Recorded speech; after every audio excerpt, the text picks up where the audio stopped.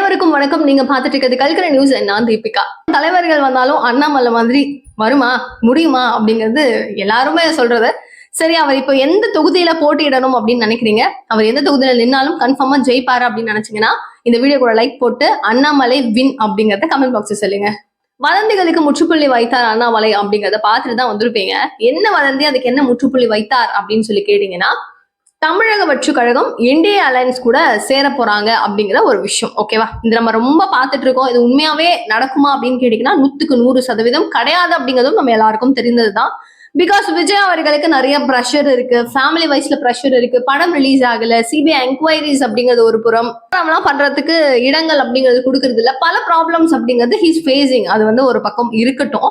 இந்த நேரத்துல ஏஎன்எஸ் பிரசாத் மாநில செய்தி தொடர்பாளராக இருக்கக்கூடிய இந்த நபரை இப்போதைக்கு பொறுப்புல இருந்து நீக்கி இருக்கிறாங்க பாஜக. என்னடா அது இப்படி பண்ணிட்டாங்க, என்ன திடீர்னு ஒரு புத்தி ஞான உதயம் எல்லாம் என்ன நடந்திருக்கு அப்படின்னு சொல்லி பார்க்கும்போது நயினா நாகேந்திரன் அவர்கள் இவரை பதவியில இருந்து நீக்கி இருக்கிறாரு அப்படிங்கிற ஒரு தகவலை படிக்க முடிஞ்சுது.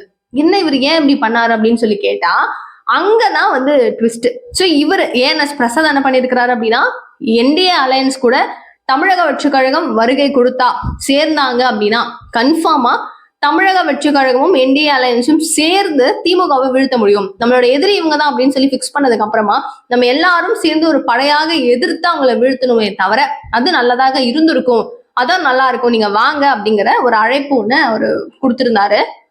இதற்காக தான் அவருக்கு இந்த பதவியில இருந்து நீக்கம் பண்ணிட்டாங்க அப்படிங்கிற ஒரு தகவலை பார்க்கும்போது உண்மையாவே ஸ்ட்ரெயின்ஃபுல்லா இருந்தது. என்ன இது, என்ன ஒரு கூட்டணிக்கு வாங்க அப்படின்னு ஒரு அழைப்பு கொடுத்தது ஒரு தவறா? கரெக்ட் தானேங்க? ஏன் அப்படி பார்த்தா ஸ்ரீனிவாசன் சொல்லலையா வருவாங்க, நம்ம கிட்ட வருவாங்க, நிறைய பேர் வராங்க, இந்த கட்சி வருது அந்த கட்சி சொன்னாங்களா இல்லையா? பெரிய கட்சி வருதுன்னு சொன்னாங்களா இல்லையா? தமிழிசை சவுந்தரராஜன் அவர்கள் என் தம்பி அப்படின்னு சொன்னாங்களா இல்லையா? வருவாங்க அப்படிங்கிற மாதிரி ஒரு குட்டி குட்டி ஹிண்ட கொடுத்தாங்களா இல்லையா? எல்லாரும் தன்னால முடிஞ்ச அளவுக்கு மல்லு கட்டி நின்றுட்டு இருந்தாங்க. இவங்க வருவாங்க, அவங்க வருவாங்க, பெரிய பெரிய கட்சிகள் வருது, கூட்டணி வருது அப்படின்னு சொல்லிட்டு. ஆனா எங்கேயுமே எந்த இடத்துலயுமே அண்ணாமலை அவர்கள் ஒரு பாயிண்ட்ல கூட என்ன சொல்றதுன்னு தெரியல. எங்கேயுமே அவர் ஸ்லிப் ஆகலைங்க, டங்கும் ஸ்லிப் ஆகல. இவர் வருவாங்க அவங்க வருவாங்க இப்பெல்லாம் சொல்ல பொறுக்கலாம். அதான் ஓபிஎஸ் வருவாரு அப்படிங்கறத அவர் ரொம்ப நம்பினாரு, நிறைய அப்ரோச்சஸ் பண்ணாரு. பட் அவங்க சைட்ல, அதாவது தலைமையின் சைட்ல இருந்து பிரஷர் வராத காரணத்தினால அவர் விலகிட்டார். அவரும் இவ்வளவு நாள் சரிப்பா அண்ணாமலை நான் வரேன்ப்பா பாக்கலாம்ப்பா, அவரும் எவ்வளவு நாள் சொல்லுவாரு. இங்க எனக்கு சரியா மரியாதை கொடுக்கல, அழைப்பு அப்படிங்கறது கொடுக்கல, நான் போயிட்டேன் அப்படிங்கிறது அவங்களுடைய தரப்பு விளக்கமாக இருக்கு. ஓபிஎஸ் துரோகம் செய்தாரா இல்லையா அதெல்லாம் அப்பாற்பட்டது.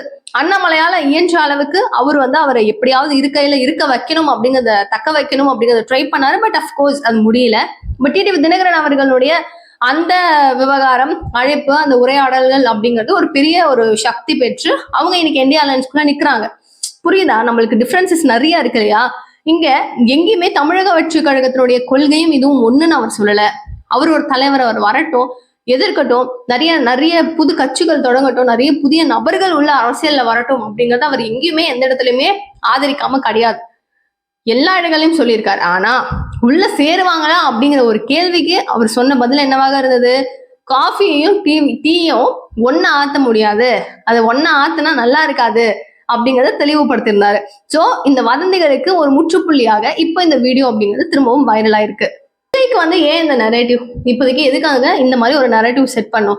விஜய் வராரு, திரும்பவும் இதுக்குள்ள வரப்போறாரு, பிஜேபிக்குள்ள வரப்போறாரு அப்படிங்கிற நரேஷன் இப்பயே சடனா நடுவுல எல்லாம் இருந்தது, வந்தது போச்சு. ஏடிஎம்கே கூடனாங்க, இப்ப ஆர்எஸ்எஸ் கைப்பிள்ளையாக இருக்கிறாரு விஜய் அப்படிங்கிற மாதிரி ஒரு பாவனை. ஏன் காரணம், என்ன காரணம் அப்படின்னு கேட்டீங்கன்னா, முழுக்க பிஜேபி உள்ள வந்துருச்சு அப்படின்னா மொத்தமா பெரிய பூச்சாண்டி உள்ள வந்துரும். ஆர்எஸ்எஸ் உள்ள வந்துருச்சுன்னா அவ்வளவுதான், சொல்லி முடிஞ்சு.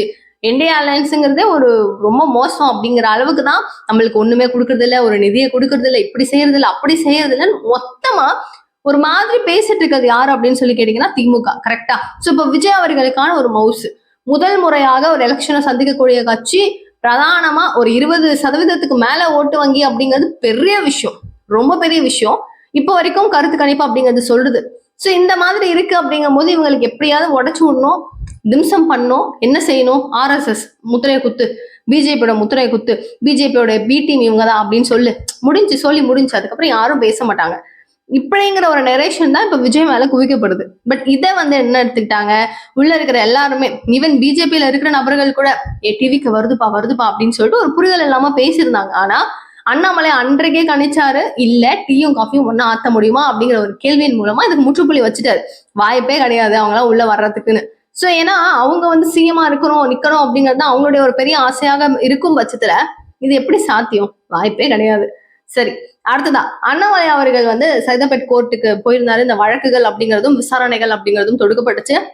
குறிச்சி விஷ சாராய திட்டத்துல அண்ணாமலையினுடைய சதி இதுல பெரும் பங்கு இருக்கு அப்படின்னு சொல்லிட்டு RS பாரதி அவர்கள் சொல்லியிருந்தாங்க இல்லையா. ஸோ இவங்க மேல வந்து டிஃபமேஷன் கேஸ் அப்படிங்கறத ஃபைல் பண்ணி என்ன வந்து என் பேரை ரிப்பேர் பண்ணணும்னு பாக்குறாங்க. 1 கோடி ரூபாய் மான நஷ்ட வழக்கு அப்படிங்கறத போட்டிருந்தாரு.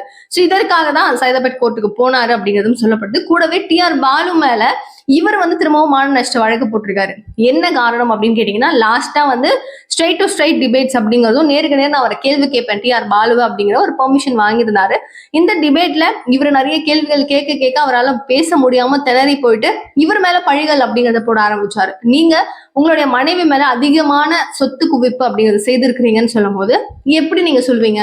என் வைஃப் சம்பாதிக்கிறாங்க, என்ன அவங்க ஏதாவது வாங்கிக்கிறாங்க, அவங்க மேல வாங்கிக்கிறாங்கன்னா இது எப்படி நான் சொத்து குவிக்கிறது ஆகும்? எனக்கு ப்ரூஃப் வேணும். என் மேல தேவையில்லாம தப்பா நீங்க ஒண்ணு பேசிட்டீங்க அப்படின்னு சொல்லிட்டு திரும்பவும் மான நஷ்ட வழக்கு TR பாலு அவர்கள் மேல இவர் ஃபைல் பண்றாரு. ஸோ இதை ஃபைல் பண்றதுக்காக தான் அண்ணாமலை அவர்கள் போயிருக்காரு. ஸோ வக்கீல் நோட்டீஸ் அப்படிங்கிறதையும் விட்டாச்சு அப்படிங்கறத தெளிவாக சொல்லிட்டாங்க. ஸோ இது ஒரு பக்கம் இருக்க, மோடி அவர்கள் திருச்சிக்கு வருகை கொடுக்கிறாரு இல்லையா. ஸோ இது பேசும் பொருளாக இருக்கு. ஸ்டாலின் அவர்கள் நேற்று தான் வந்து மீட்டிங் ஒன்று கம்ப்ளீட் பண்ணிட்டு போறாரு.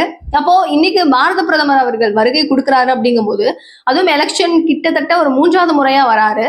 சோ ஒரு மாநிலத்தினுடைய முதலமைச்சராக இருக்கும் பட்சத்துல நேத்து தானே மீட்டிங் வரவே முடியாது அப்படின்னா பரவாயில்ல, நீங்க இவரை வந்து வரவேற்பு அப்படிங்கறத செய்யணும்ல. ஒரு நார்மலான ஒரு புரோட்டோகால்ஸ் அப்படிங்கிறது இருக்குல்ல.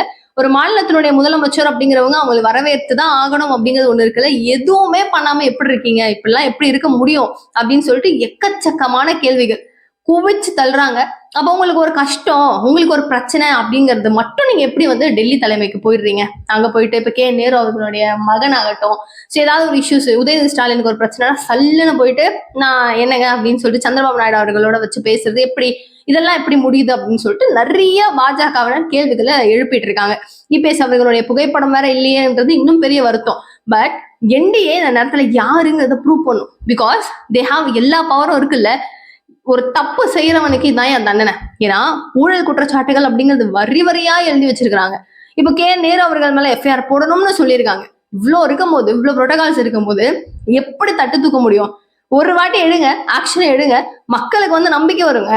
ஓகே, இப்போ என்டிஏ வந்து கெத்துப்பா, இவன் தப்பு பண்ணவங்கள போட்டுருவாங்க, கன்ஃபார்ம் தூக்கிடுவாங்க.